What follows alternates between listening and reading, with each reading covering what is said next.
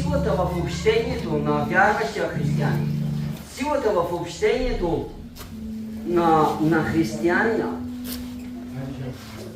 тя изтерява. Силата в общението, тя променя обстоятелствата. Силата в общението на един християнин, тя променя живота му. Бог иска ние повече и повече да общуваме, както помежду братята, така и да общуваме заедно с Него, защото когато Исус Христос обеща да даде Святия Дух на Деянията на апостолите, 1 глава, 8 стих, и Той каза: ще приемете сила, когато дойде върху вас Святия Дух. Те бяха в очакване да дойде Святия Дух, обаче се бяха много оплашили и почваха да се крият. Докато един ден Петър не осъзна, че обещанието, което Бог обещал да чака да приемат Святия Дух, ще приемат сила и тази сила ще ги следва навсякъде. Тази силата на Святия Дух, чрез Святия Дух хората ще бъдат изцелени. И когато бяха събрани в къщата, това го прескачам, защото няма да проповядвам това за Святия Дух, ще проповядвам друго. Просто проповядвам малко от част, за да ви вкарам в Словото, искам да ви кажа някои неща. И когато бяха събрани в горната стая, в Деяния на апостоли 2 глава, и когато се помолиха, Святия Дух слезе върху всеки един от тях. Настана силен шум, явиха се огнени езици, застана на всеки един от тях. И те почнаха да говорят чужди езици, почнаха да пророкуват, почнаха да говорят велики и чудни неща, които са станали преди. И за това, точно това искам да подчертая сега и да кажа. И веднага в Деяния на апостолите влизам в Словото, сега влизам. В Деяния на апостолите 3 глава. Това става веднага след проповедта на Петър, след когато Петър проповядваше за покаяние, след като са се покаяли 3000 души. Това става мигновено веднага, а на другата сутрин, на другата глава, на другата сутрин мигновено става. Халелуя, четем Божие Слово, което се намира в Деяния на апостолите 3 глава. От 1 до 6 стих ще прочита. Един ден, когато Петър и Йоан отиваха в храма, в 9 час, часа на молитвата, някои носеха един човек куц от рождението си. Него слагаха всеки ден при тъй наречената красна врата на храма да проси милостиня от онези, които влизат в храма. Той, като видя Петър и Йоан, като щяха да влязат в храма, попроси да му се даде милостиня, забележете. А Петър заедно с Йоан се взря в него и казаха: погледни ни! И той вгледа в тях, като очакваше да получи нещо от тях. Но Петър каза: сребро и злато аз нямам, но каквото имам, това ти давам. В името на Исус Христос, Назарянина, стани и ходи. Този човек очакваше да получи от тях милостиня, но не както всеки ден го слагаха пред вратата и да получи милостиня, пари. Този човек беше в очакване, защото преди това е чул проповедта на Петър, че Господ Исус Христос почва да изцелява мощно чрез тяхното общение. Много хора ги беше обзела страх. И това става, този обзет страх става в Деяния на апостолите 2 глава от 42 до 47 стихове. И казва, множеството на повярвалите имаше едно сърце, една душа, един ум, всичко им беше за обща полза. Хората се оплашиха, защото почваха да стават големи чудеса и големи знамения тогава. И този човек, въпреки че той е бил, Словото казва, той е бил куц от рождение, той е бил куц, но не беше глух, за да чува и да вижда това, каквото се случва.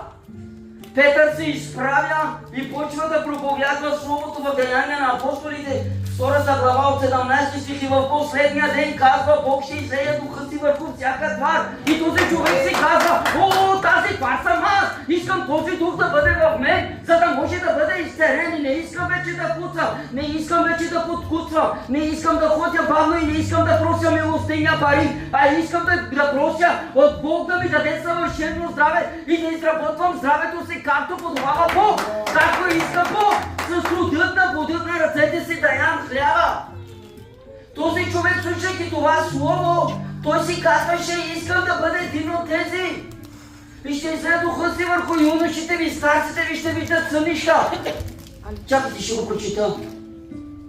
Юношите ви ще виждат видения, старците ви ще сънуват сънища, още и на слугите си, на слугините си ще излезе от духа си. О, аз съм един от твоите слуги. Искам да излееш и този дух върху мен. Не искам вече да прося, знаете ли, те го оставяха всеки ден пред храма. Не един път от седмицата, не един път месечно, не веднъж годишно. Всека вечер, всеки ден него го поднасяха пред храма, но той не е видял, не е чул Божието Слово, той не е разбрал какво точно може да направи Божието Слово. Само Словото на Бог, когато чуеш и го приемеш, той ще те изцели. Човека не може да изцели, защото в Деяния на апостолите, къде прочетохме преди това, Петър и Йоан му казаха, погледни, виж ми, просто не виж ме. Аз съм човек, също както тебе. Плът и кръв. Нищо повече. Жила и месо. Кости и кокали. Просто човек не мога да ти дам, ако ти не вярваш. Той ги гледа и очакваше, като че ще получи. Сега ще му бъде момента, сега е шанса. И когато чуеш Словото на Бога, ти го приеми с вяра, защото в Римляни 10 глава там 10-14 казва, как ще проповядват, ако не бъдат пратени? Петър и Йоан бяха пратени на същото време, на точното място, по точното време, за да може тези хора да чуят, да приемат Словото на Бога и да бъдат изцелени. На тази първа проповед на Петър се покаяха 3000 души. Защо се покаяха? Защото Святия Дух работеше мощно. Хората днес от нас искат да видят, че Святия Дух работи чрез нас и хората са в очакване ние да направим нещо, но ние пак можем да й кажем, погледни. Ние сме хора и не можем да направим нищо, ако Бог не ни даде, но Бог ще ни даде кога? Когато сме в общение, когато сме в събрание, когато сме в моление, когато сме в хваление всички заедно и тогава се изпълваме с сила и тогава силата става много мощна и никаква друга нечиста сила не ще се допре. Този човек беше в очакване да получи от Петър и от Йоан.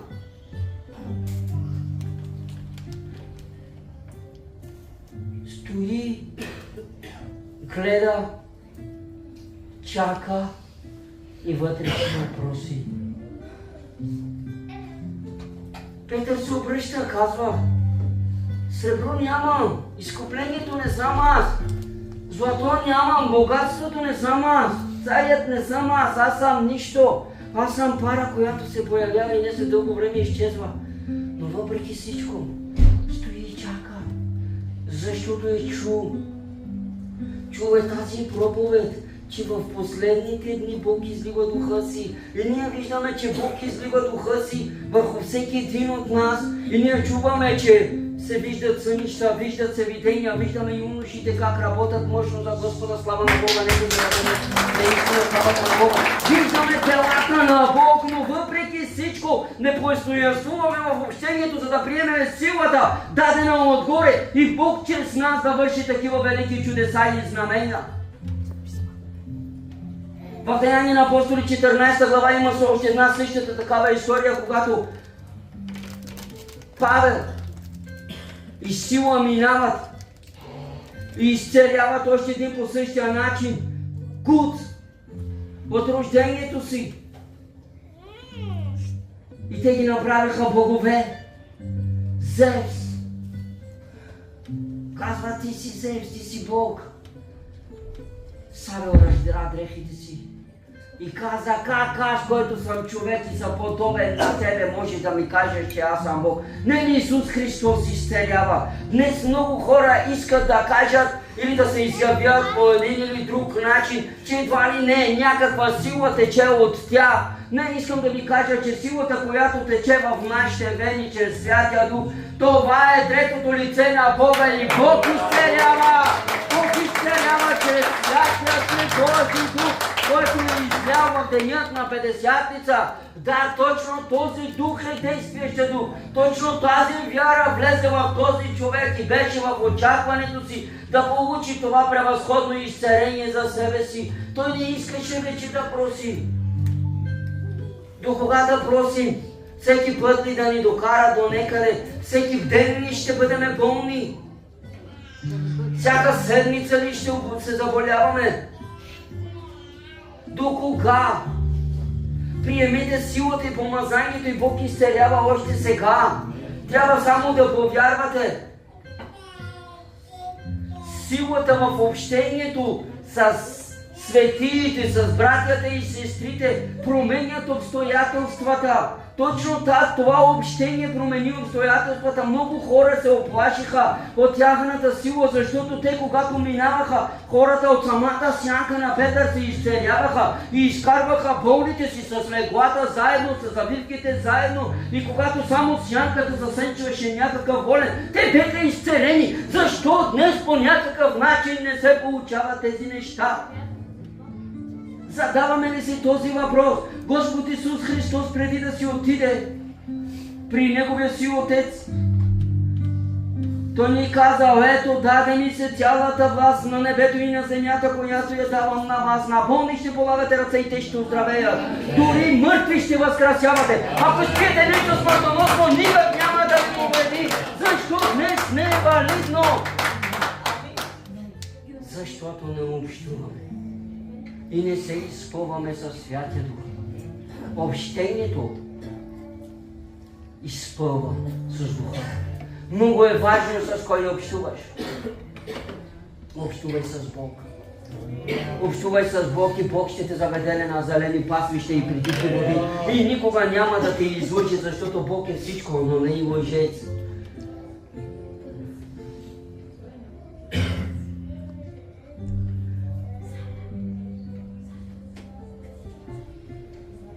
Той като видя Петър и Йоан, когато щяха да влезат в храма, попроси да му се даде милост. Той стои и само гледа, вярва и се надява, очаква само да кажа дума.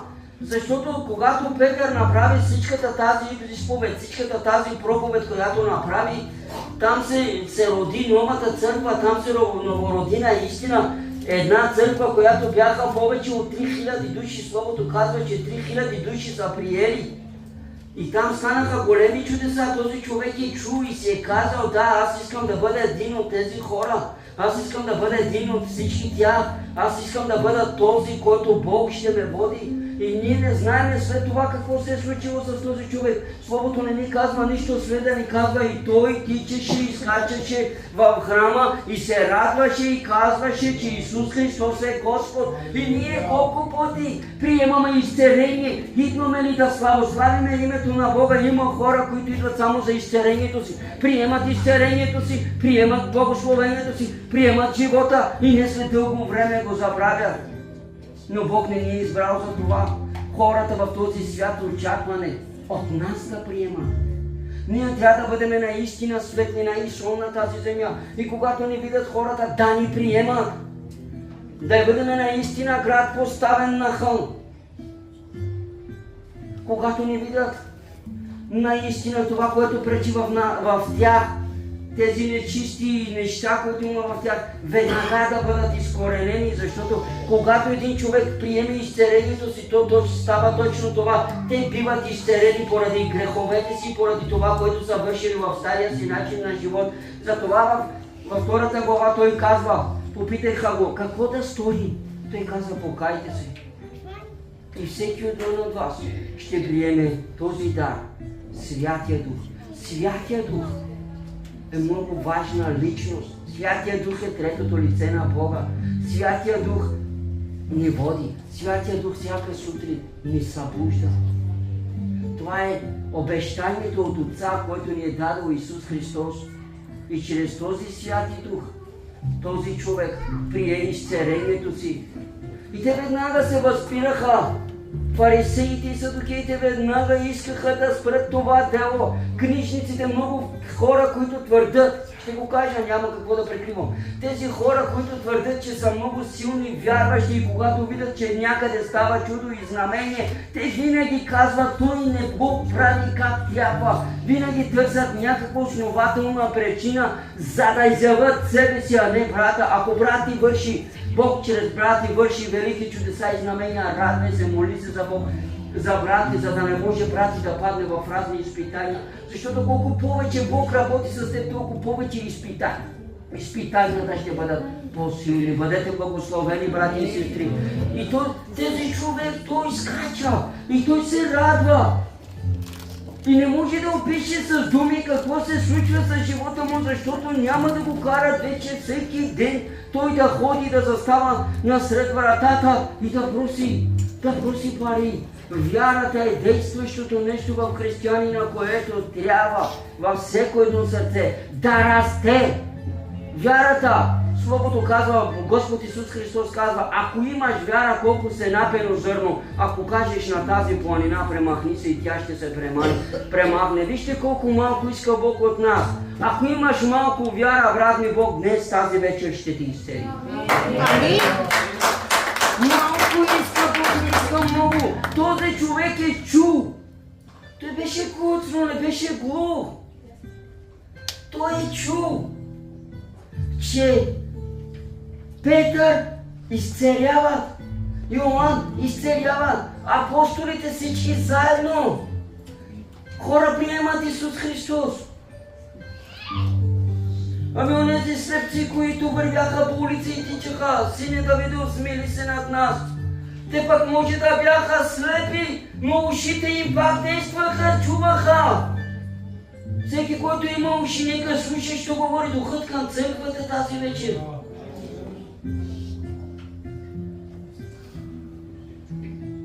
Римляни 10 глава. Ще прочита още няколко стихи.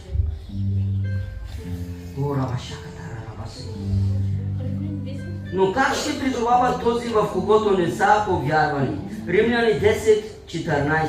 Вижте, за да повярват хората чрез нас, ние трябва да им благовестваме. И то да им благовестваме не каквото и да е. Ние трябва да им благовестваме Исус Христос разпнат. Точно това беше проповедта на Петър. Когато говореше с този човек, с тези хора, той им говореше точно това. Не ли вие разпнахте Исуса Христа Назарянина, който беше праведен, който изцеляваше, който вършише добри дела? Не ли вие избрахте да пуснете разбойника вместо него? Не ли вие го разпнахте между двамата разбойници? Точно това беше проповедта. Ние, когато се събираме в общение с братя и сестри, ние трябва да изговаряме точно това. Исус Христос, и то разпнат и възкръснал, стоящ сега отдясно на Бога, за да може хората да повярват. И точно това искам сега да прочетеме, за да ми стане ясно. Но как ще призовават този, в когото не са повярвали, и как ще повярват в този, за когото не са чули? А как ще чуят без проповедник? Бог си поставя хора за всичко. Ако аз съм проповедник и съм проповедник в църквата, но когато излезем от тук, всички вие сте добри благовестители, а вие, братя, по-възрастните, сте проповедници в домовете си. Не всеки е поставен за църква. Ако аз съм тук и говоря сега на вас, вие имате правото и привилегията, когато отидете на работните си места, да кажете, че Исус Христос е жив, да кажете, че Исус Христос е възкръснал. Никой не може да ви възпира да го кажете. Много хора искат да застанат буквално тук, но не тук е служението на всички. Тук е просто едно училище, идваме, получаваме се как да живееме, излизаме навън и почваме да живееме. Защото когато децата ни отиват на училище, какво се случва? Пишат там, какво пишат? Идва при тебе Росен Богомилчо и какво? Имаш ли домашно Богомиле? Имам, довърши си го, довършила го. Как е Богомиле училището? Добре ли е всичко? И той почва да ти казва, това е така, това е така, това е така. Така е. Така е и тук в църквата. Ние трябва да изразяваме Исус Христос и когато ни видят хората, те са в очакване, те искат от нас да видят. Ние сме светлината в този свят. Искам да ви кажа, много хора очакват. Както този човек, той очакваше, той се взря директно в погледа ни. И те му казаха, виж ни, погледни ни, ние сме същите както тебе, нямаме нищо, нямаме сребро, нямаме злато, нямаме нищо. Но той сигурно с поглед им каза, но притежавате всичко. Нека тази вяра, тази вечер, това действие на Святи Дух да влезе във всеки един от вас и вие да притежавате всичко, защото имайки Святия Дух, вие наистина имате всичко, просто трябва да го оставите той да действа. Продължаваме в 15 стих на Римляни 10 глава. И как ще проповядват, ако не бъдат пратени? Как? Както е писано, колко са прекрасни нозете на тези, които благовестват доброто. Как ще проповядват, ако не бъдат пратени? И как ще кажат колко са прекрасни нозете на тези, които благовестват доброто? Ако не чуят добро от теб, ако наистина не разбират Божието Слово, че Словото е този, който дава живот и то живот в изобилие. Ние днес, нашето говорене, нашето мислене, нашите действия трябва да изразяват само това. Исус Христос. И как ще проповядват, ако не бъдат пратени? Искам да ти кажа, за да бъдеш пратен, за да бъдеш изпратен, ти трябва да си в общението. И то в общение с Святия Дух, в общение с правилните хора, в общение с Бог по всяко време. За да може Бог да те прати и ти да проповядваш и хората да приемат и да кажат, о, колко са прекрасни нозете на тези, които благовестват доброто. Бог иска от нас ние да го направим това. Исус Христос ни каза,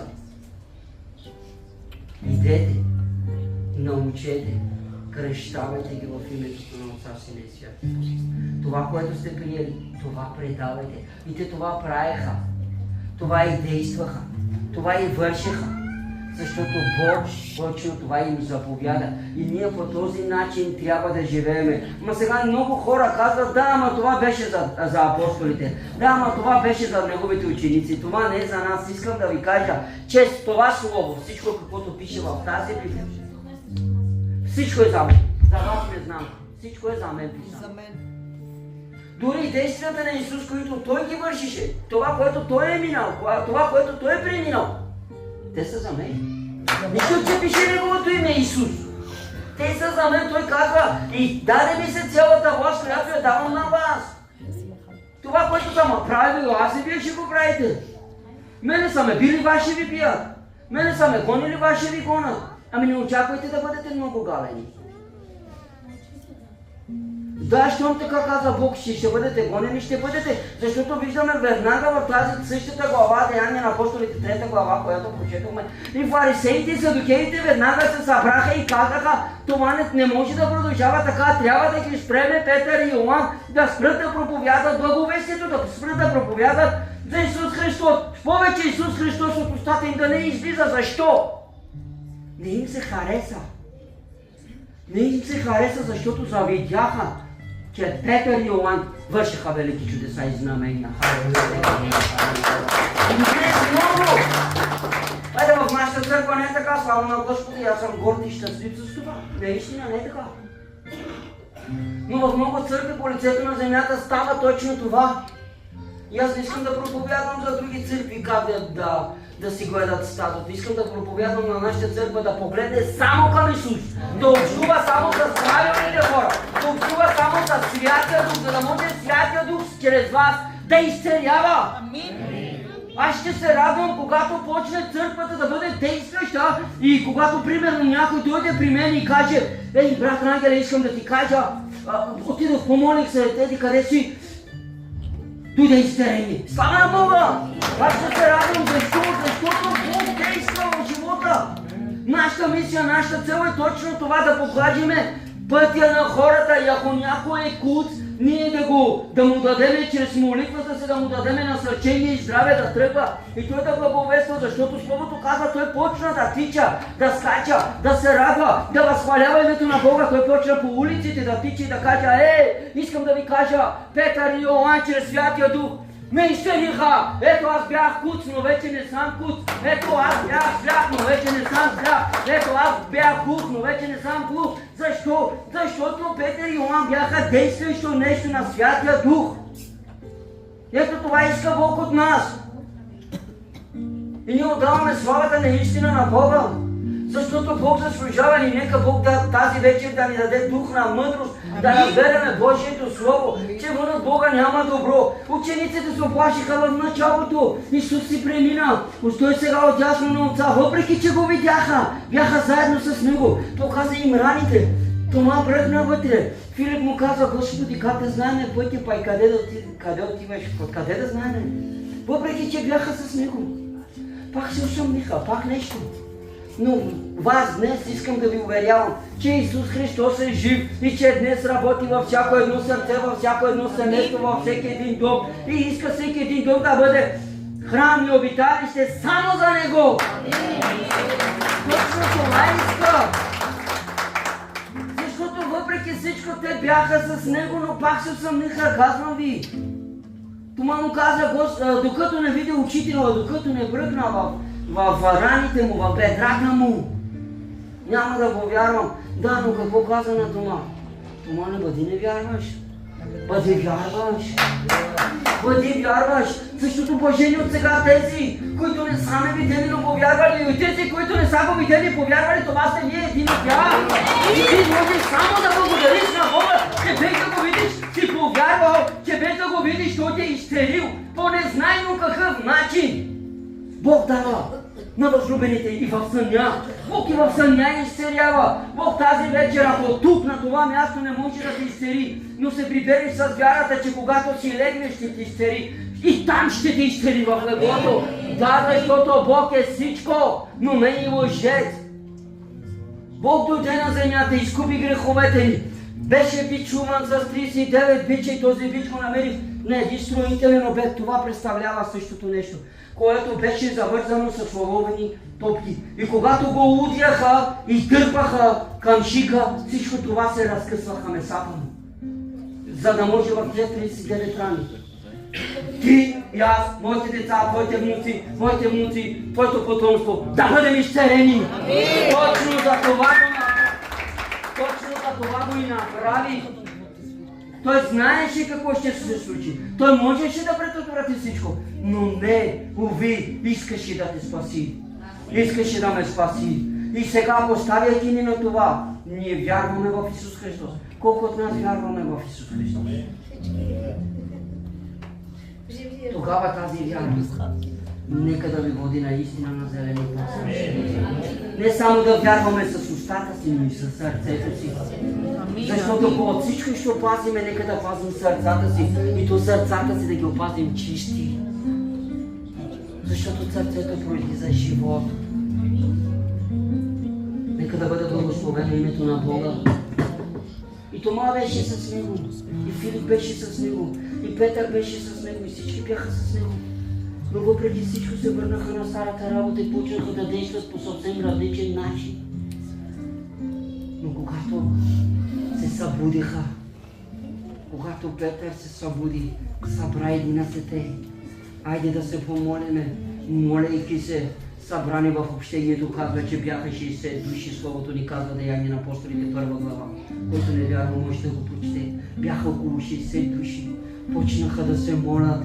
Молейки се, идва Святия Дух, изпълват се със сила. И вече не ги е страх дали ще бъдат убити. Вече не ги е страх от нищо в този свят, защото знаят, че Исус Христос е с тяхната сила и че те върват от сила в сила, от благодат в благодат, от живот в живот, защото всеки, който вярва в Исус Христос, всеки, който вярва в Исус Христос, няма да умре, Росен. Няма да умре. Но ще преминем от живот в живот. Нека да бъде. Затова ви моля да си дигнете ръцете колко вярващи. Вярвам, че един ден ще се видиме в вечното царство. Бъдете благословени, брати и сестри. Дързайте, благовествайте доброто. Проповядвайте Словото на Бога. С време и без време. На правилното място, при точните хора. Не си хвърляте бисерите на прасете. Да не би да се обърнат да ги стъпчи. Внимавайте с кой разговаряте, внимавайте в какво присъствие стоите. Защото ако стоите в присъствието на пресмивателите, няма да вършите Божията воля. И когато хората очакват от вас молитва, когато не хората, когато семейството ти очаква от теб молитва, няма да можеш да направиш. Защо? Защото миналата вечер си бил на неправилното място. Затова бъдете на правилното място с правилните хора. Бог да ви благославя. За да можете когато наистина издигнеш гласа си към Бога и кажеш: Господи, Боже мой, моля Те за моето семейство. Моля Те Ти да се прославиш. Моля Те Ти да дадеш отговор на това, което се случва в семейството и домът ми. Бог е верен да отвори небето и да излее това, от което се нуждае. Бъдете благословени, брати и сестри, насърчавам ви и стойте твърдо в Господа. Бог е верен. Нека огънят на Святия Дух да бъде винаги с вас, във вас и около вас. Пак ще го повторя. С вас, във вас и около вас, за да може да бъдете защитени. Сатана е много хитър, ритае по всякакъв начин, иска да заколи, да открадне, да погуби. Но когато Бог е с вас, стойте в общението, в молитвата, в преломяването на хляба, пребъдвайте в Господа. Възхвалявайте го и Бог ще ви даде онова, от което се нуждаете. Не стойте в събранието на пресмивателите. Не стойте в това събрание, защото Бог не е на това място и няма да може да извърши делото си чрез вас. А просто дори да го извърши някога, просто ще го забави за в момента. Бог да ви благослови, ще приключа тази вечер.